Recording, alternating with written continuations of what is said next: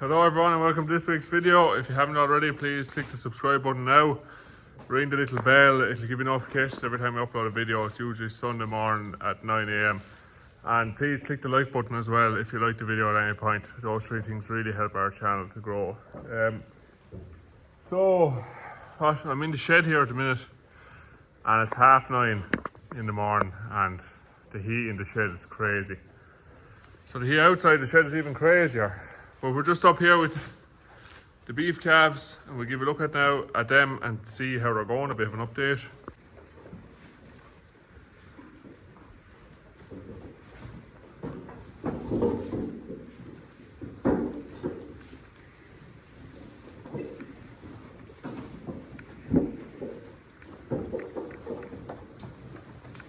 So you can see there, they're doing unbelievably well. We're delighted with them. They're just leaping out of it.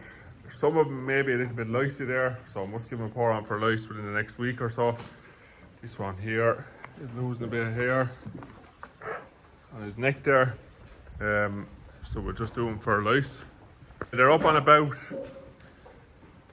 3 kilos a head now, maybe 3.5 or so. We've moved on to feeding them twice a day now, so it's too much to get them fed in one go. So they're being fed 4 buckets in the morning and it's 2 to 3 buckets in the evening there. So it's coming in at about 3 kilos at the minute. And we've had no upset stomachs, and the might went in a bit fast. First 10 days to 2 weeks there were some calves off a little bit and then it was pulled back a bit. And there hasn't been anything since. So you just notice when they go up on the ration, the straw goes up as well. So they're eating a lot of straw now at the minute. They've ad-lib straw there obviously. So they bring up a bale every couple of days now, and they've kitted for it, like mouthfuls of straw down there, and they're all eating that much. So, but it's really important to keep their rumen working and that scratch factor to prevent acidosis, and lots of fibre there because there's lots of energy and lots of protein going in that ration. So, but they're really doing well. We're delighted with them. Just taking a look at grass for calves. They are out with grass and there's a nice bit of grass ahead of them here. It's great to have this grass for calves at the minute. Now they'll go through it fast because there's just this little paddock here and then there's a larger paddock out this side and there's good grass in it too. So that's the grass situation ahead of calves that are outside. We'll just take a look at the calves now that are outside as well.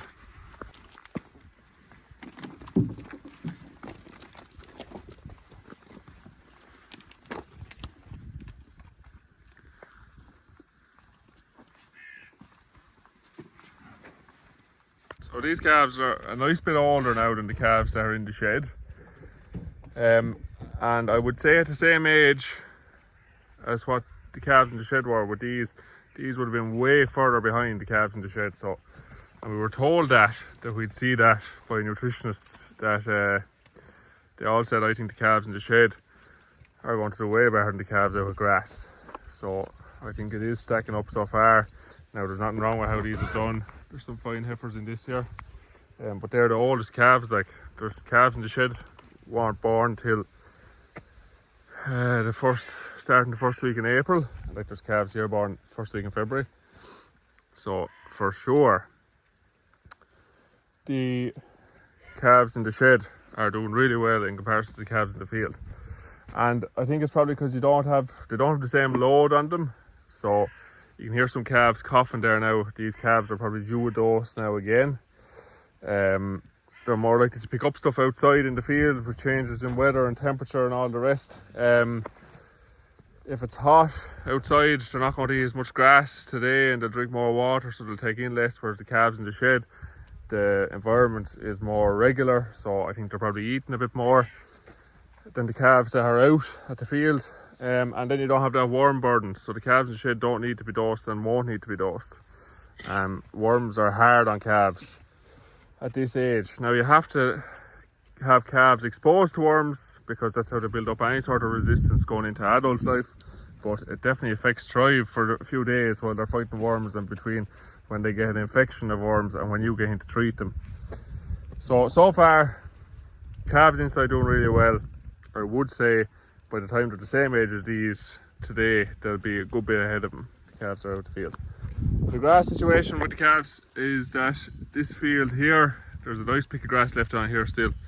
So they're, until next week anyway, picking it off here. And then you've seen what grass they have ahead of them. So we're okay with grass with calves for the minute. But you'll see now later on in the video, the grass situation everywhere else is nowhere near as positive, unfortunately. Currently 10:08. It's 20 degrees. This is fantastic weather if you're on holidays. Love it. Great outside, drink a pint. Trying to walk in now, a different story altogether.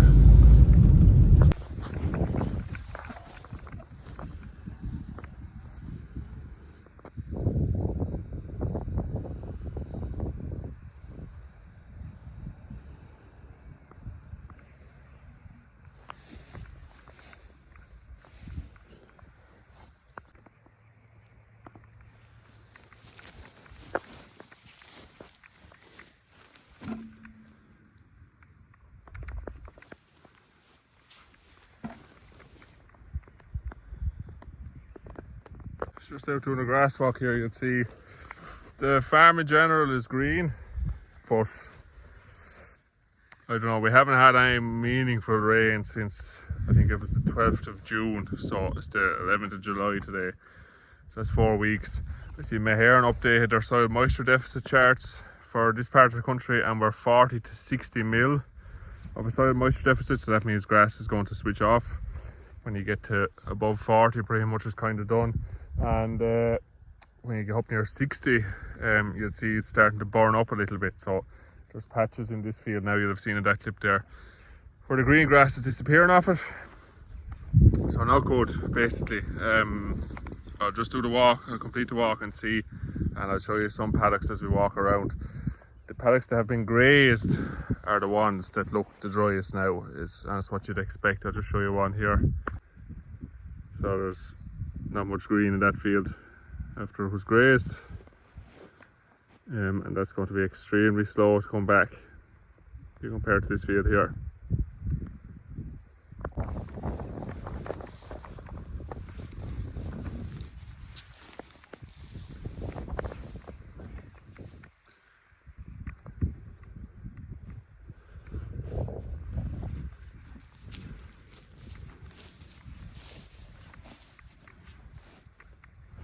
I haven't found any covers over 1200 yet anyway, and I'm not going to now because I'm heading to the side of the farm that'll have less grass on it, which is fantastic news. The heat and the wind, perfect drying weather. Anyway, we'll check in at the end here and we'll let you know what the plan is, how the cows are actually milking at the minute, and the current situation that we're in.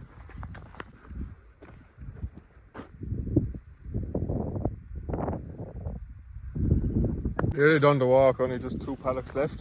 I'm just over checking the heifers while I'm over here. And they're on their last field of grass, pretty much. And they're grazing stuff that you wouldn't normally graze them on. This would have been mowed for silage. But the heifers are happy out, like you see them coming running here.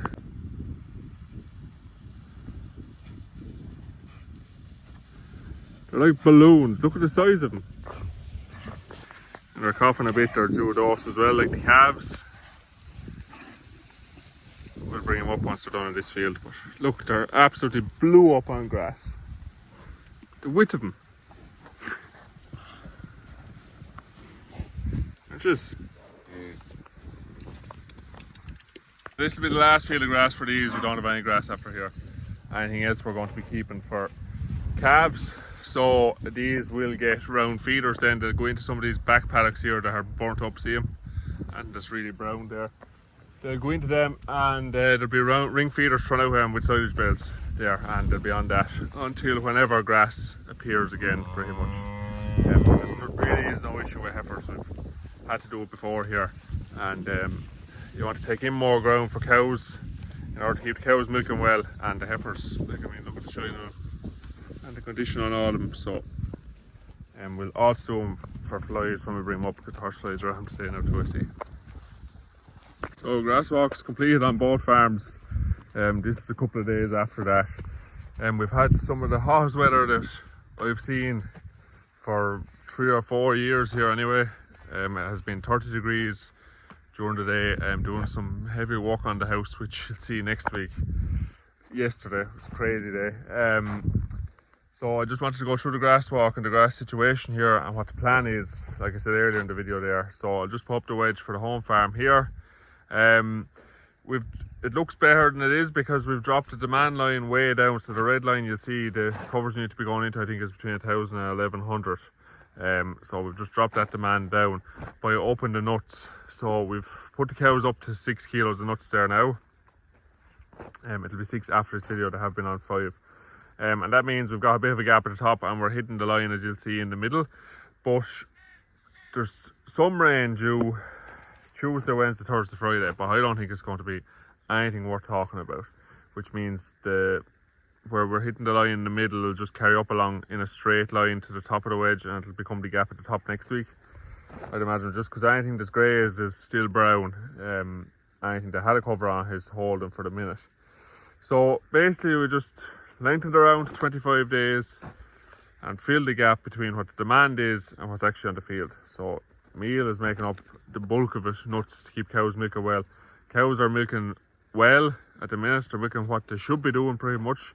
So we're holding at 1.94 or no 1.95 kilos of milk solids here on this farm, and they're still holding at 2 kilos of milk solids on the rented farm.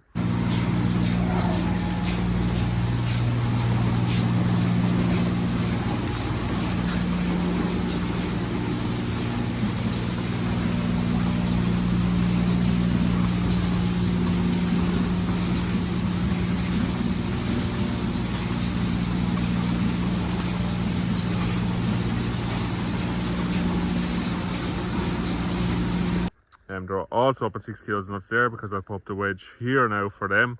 And they're just every bit is tight down there and coming in on a tighter spell as well than here. So the farm needed to be topped up there, and we did a lot of topping over the last 2 weeks up there. So all the bottom half of that wedge of paddocks have been topped, and they've switched off now in the dry spell as well. So if we get rain, we'll be flying. If not, the amount of silage that's in the diet will be going up every day. So today, when I was not from farming background, I might be watching this, you know, it's fantastic weather, it's great to go to the beach or whatever. But if you hear or see farmers giving out about or looking for rain, the reason that is because it's a direct cost on our business at the minute. So we're at the mercy of the weather, and we have to adapt and change to make our system work when the weather is not working with us. But the reality is that the cows are milking well, yes, at the minute, but they'd milk just as well on 2 kilos of nuts and all grass, and that would happen if we just had got rain. The last time we've had decent rain here was the 12th or 13th of June, so that's a whole month without any rain here. And the reality of those 4 kilos of nuts extra than what should be being fed if we got rain is coming close to £2 grand a week extra in cost. So you're putting a in and you're getting a out of him milk, but you're not, because you'd get just as much in milk out of them if they were on 2 kilos of nuts and you had grass for their full duration of their diet, as you will for the milk you're selling now, and spending £2 grand a week more just to run it the same. So it's a direct cost. It has an impact on us, and look, it's an extra thing that you wouldn't have planned for at the start of the year. So it's up to us to adapt and make it work, and we're doing that by filling the gap with feed. But there's where the stress comes from, is the increased cost. And there's increased labour too. Putting out bales is an extra job every second day now.